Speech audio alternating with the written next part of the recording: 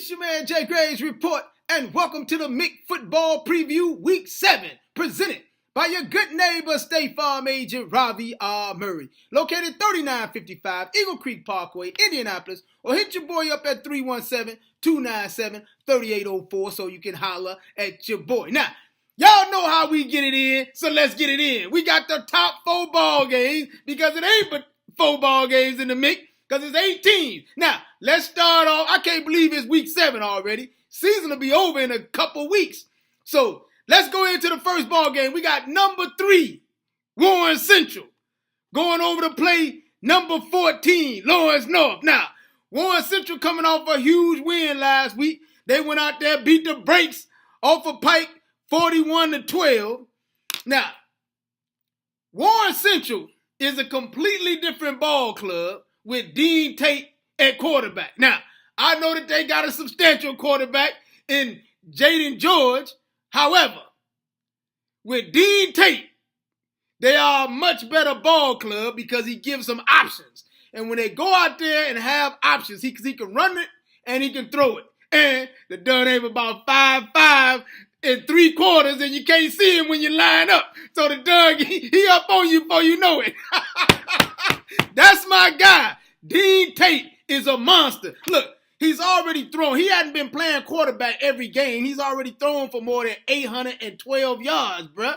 He the real deal. So, all I got to say is, Coach West, leave that Dunn alone. Let him play quarterback. He is the man. Now, also, because he opens up the options, because he can throw it, he's Michael Vickish. You know what I mean?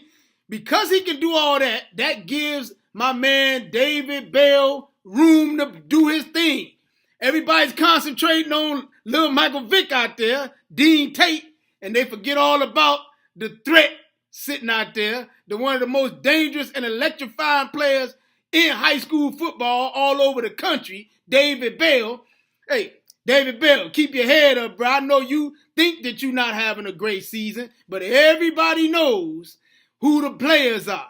And based on the stats, you having a great season relative to most cats in America. So I say keep your head up, bruh, because talent can't hide, like I told you on Twitter the other day. Now, also, at running back, you got Jason Holland catching the ball out the backfield, Joe Rush Jr., but most importantly, you got a dun named Romir Elliott that can run the rock. Now, these guys got to come in and do work against Lawrence North. Lawrence North, Darren McCulley, doing big things. They lost last week to Ben Davis, 41-8. But look, everybody gonna lose to Ben Davis, 41-8. Don't worry about it, bro. It ain't you. It's Ben Davis. It's Ben Davis' fault.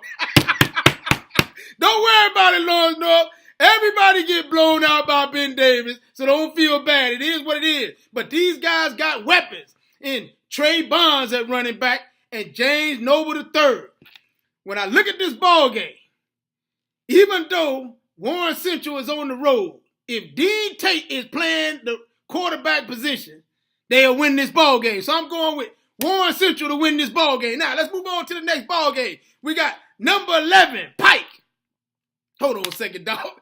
They got Pike at number 11. Now, last week, Pike was ranked number 12, and they got the doors blown off of them last week by Warren Central, 41-12, and now they have moved up a spot. Who is putting these doggone rankings together, bruh? How do you get blown out one week and then you move up in the rankings the following week? This is foolishness. Now, let's move on. They're going over to play number 4, Center Grove. Now, Center Grove is coming off a huge loss last week. For 46 minutes, Center Grove controlled the complexity of the ball game over at Lawrence Central. I mean, control the ball game. In the last minute and 55 seconds, allowed Danielle Meredith to go to work on them, put a joint up in the air. They end up losing the ball game 14-12. Now, the Warhorse still put in work, had about 139 yards or so on these boys. Now, the Warhorse, they call him Potter.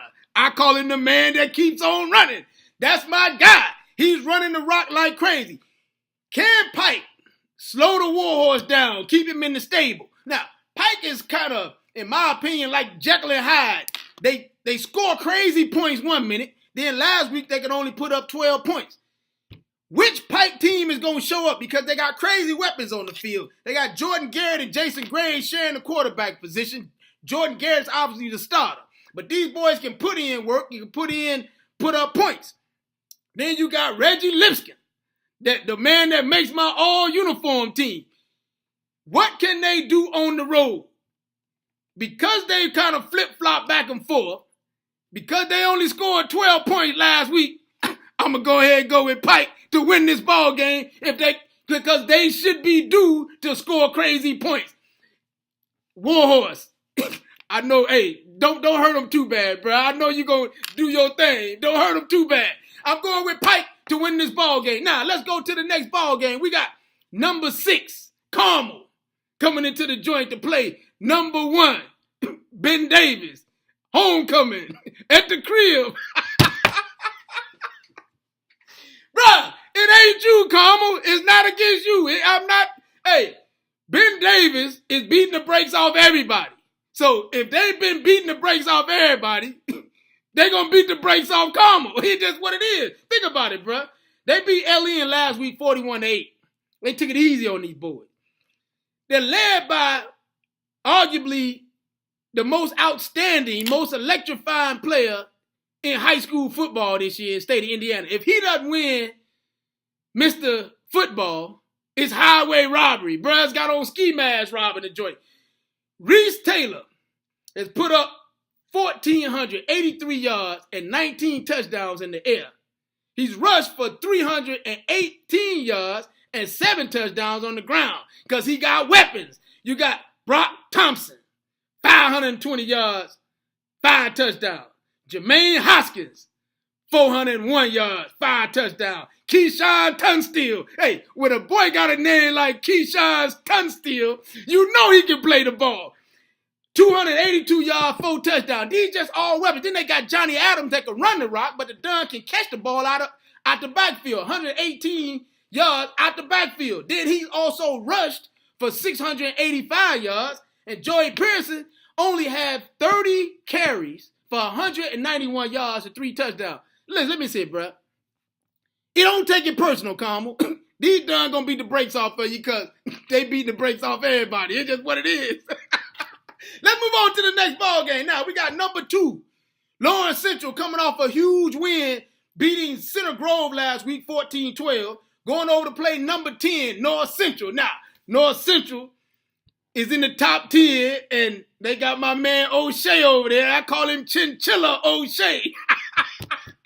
That dog got so much swag, got North Central playing with so much swag right now that he walking around the sideline with a chinchilla on, and you can't be mad at him. Now, it's real hot this week, so last week I had to dress him down in some Speedos and some flip-flops. This week, we going to put him in some old Carl Kanai.